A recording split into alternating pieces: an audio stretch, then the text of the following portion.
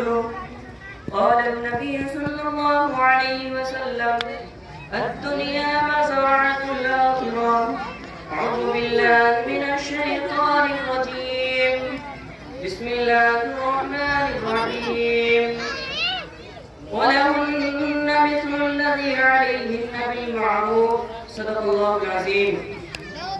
محترم حضرات اور میری ماں بہنوں، آج سے 1400 سال پیچھے چلے جائیں جب لڑکیوں کو زندہ دفن کرنے ایک فخر کی بات سمجھی جاتی تھی، جب ماں بہنوں کی عزت خاک میں بلائی جا رہی تھی، جب یورپ میں بھی اس بات پر تحقیق جاری تھی کہ عورت بھی انسان ہوتی ہے نہیں، جب افلاطون جیسا فلسفی یہ کہہ رہا تھا کہ ہاں عورتوں میں بھی جان ہوتی ہے، جب بغرات جیسا دماغ یہ کہہ رہا تھا کہ عورت ایک پھندا ہے جو صرف مرد کو پھنسانے کے لیے بنایا گیا ہے، غرض ہے کہ دنیا کی کوئی شام ایسی نہ تھی جو عورتوں کی تذلیل کے اوپر ختم نہ ہوتی ہو، اور کوئی صبح ایسی نہ تھی جو عورتوں کے لیے کا پیغام نہ لاتا ہو. ایسے خوفناک ماحول میں ایک نبی آتے ہیں، اسلام کا پیغام لاتے ہیں، جو رحمت ہی رحمت تھے، شفقت ہی شفقت تھے.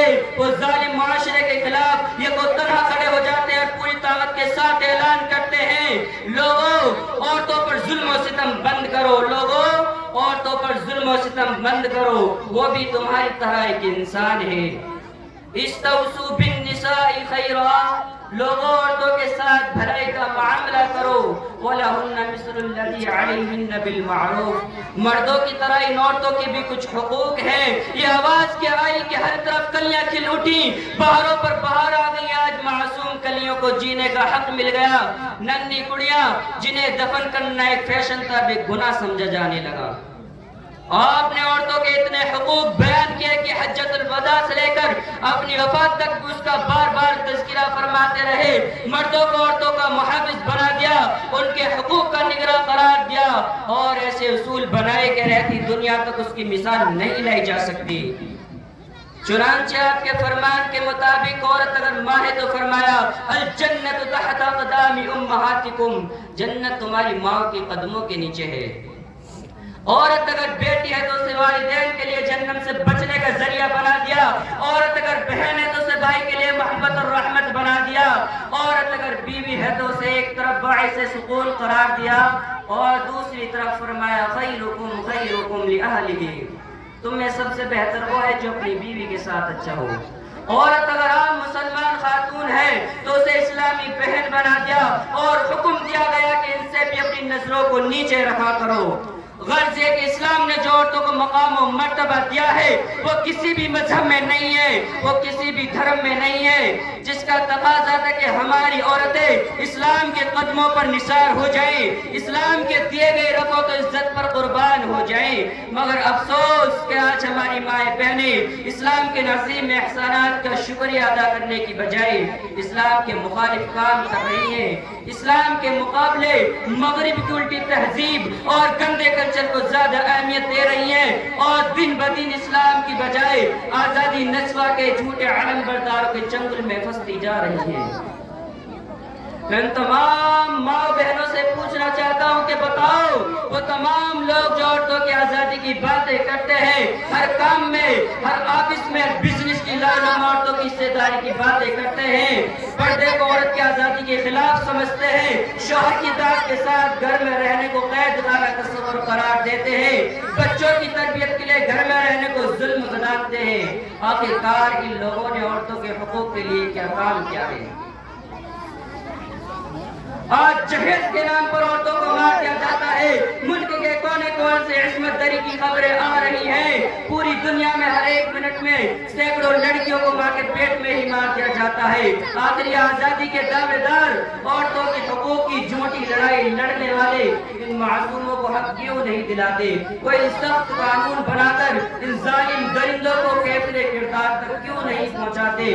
معصوم دوشیزاؤں کو مسلنے والے ان بھیڑیوں کو پھانسی کے پھندے پر کیوں نہیں لٹکاتے؟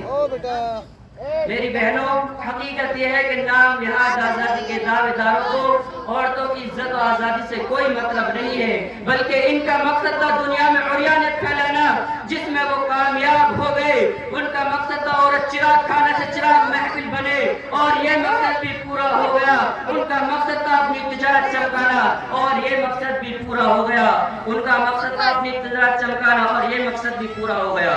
چنانچہ آج دیکھیے، 1 روپے کے معمولی سامان پر عورتوں کا آدھا جسم کھلا فوٹو چھاپا گیا ہے۔ اچھی چیز سے لے کر بری چیز میں عورتوں کے فوٹو چپکائے گئے ہیں، جس کا مقصد تھا کہ گرہا کی سامان کی طرف متوجہ ہو جائے۔ کیا ہماری عورتوں کی یہی عزت ہے، یہی آزادی ہے؟ اگر اسی کا نام عزت ہے تو بتاؤ ذلت کے معنی کیا ہوتا ہے، رسوائی کے مفہوم کیا ہوتا ہے؟ خلاصہ یہ ہے کہ اصل میں عورتوں کو حقیقی آزادی اسلام نے دی ہے، اور جس آزادی کا نام یہ دنیا والے بتاتے ہیں وہ آزادی نہیں بلکہ دھوکہ ہے، دھوکہ، فریب ہے، گندگی ہے، اور ہمارے دین و ایمان کے خلاف بھی ہے۔ اور گندے کلچر کو زیادہ اہمیت دے رہی ہے، اور دن بدن اسلام کی بجائے آزادی نسواں کے جھوٹے علم برداروں کے چنگل میں پھنستی جا رہی ہے۔ میں تمام ماں بہنوں سے پوچھنا چاہتا ہوں کہ بتاؤ، وہ تمام لوگ جو عورتوں کی آزادی کی باتیں کرتے ہیں، ہر کام میں، ہر آفس میں، بزنس کی لاڈوں میں عورتوں کی حصہ داری کی باتیں کرتے ہیں، پردے کو عورت کی آزادی کے خلاف سمجھتے ہیں، شوہر کی اطاعت کے ساتھ گھر میں رہنے کو قید خانہ تصور قرار دیتے ہیں، بچوں کی تربیت کے لیے گھر میں رہنے کو ظلم گدانتے ہیں۔ آخرکار ان لوگوں نے عورتوں کے حقوق کے لیے کیا کام کیا ہے؟ آج جہیز کے نام پر عورتوں کو مار دیا جاتا ہے، ملک کے کونے کونے سے عصمت دری کی خبریں آ رہی ہیں، پوری دنیا میں ہر 1 منٹ میں سینکڑوں لڑکیوں کو ماں کے پیٹ میں ہی مار دیا جاتا ہے۔ آخری آزادی کے دعوے دار، عورتوں کے حقوق کی جھوٹی لڑائی لڑنے والے ان معصوموں کو حق کیوں نہیں دلاتے؟ کوئی سخت قانون بنا کر ان ظالم درندوں کو کیفر کردار تک کیوں نہیں پہنچاتے؟ معصوم دوشیزاؤں کو مسلنے والے ان بھیڑیوں کو پھانسی کے پھندے پر کیوں نہیں لٹکاتے؟ میری بہنوں، حقیقت یہ ہے کہ نام نہاد آزادی کے دعوے داروں کو عورتوں کی عزت و آزادی سے کوئی مطلب نہیں ہے، بلکہ ان کا مقصد تھا دنیا میں عریانیت پھیلانا، جس میں وہ کامیاب ہو گئے۔ ان کا مقصد تھا عورت چراغ خانہ سے چراغ محفل بنے، اور یہ مقصد بھی پورا ہو گیا۔ ان کا مقصد تھا اپنی تجارت چمکانا، اور یہ مقصد بھی پورا ہو گیا۔ ان کا مقصد تھا اپنی تجارت چمکانا، اور یہ مقصد بھی پورا ہو گیا۔ چنانچہ آج دیکھیے، 1 روپے کے معمولی سامان پر عورتوں کا آدھا جسم کھلا فوٹو چھاپا گیا ہے۔ اچھی چیز سے لے کر بری چیز میں عورتوں کے فوٹو چپکائے گئے ہیں، جس کا مقصد تھا کہ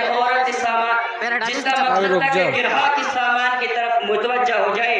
کیا ہماری عورتوں کی یہی عزت ہے، یہی آزادی ہے؟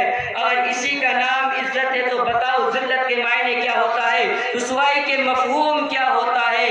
خلاصہ یہ ہے کہ اصل میں عورتوں کو حقیقی آزادی اسلام نے دی ہے، اور جس آزادی کا نام یہ دنیا والے بتاتے ہیں وہ آزادی نہیں بلکہ دھوکہ ہے، دھوکہ، فریب ہے، گندگی ہے، اور ہمارے دین و ایمان کے خلاف بھی ہے۔ بس اب یہاں سے آگے چونکہ بچوں کا پروگرام یہاں پورا ہوتا ہے، اب اس سے آگے عشاء کی نماز کے بعد علماء کرام کا پروگرام شروع ہوگا انشاءاللہ۔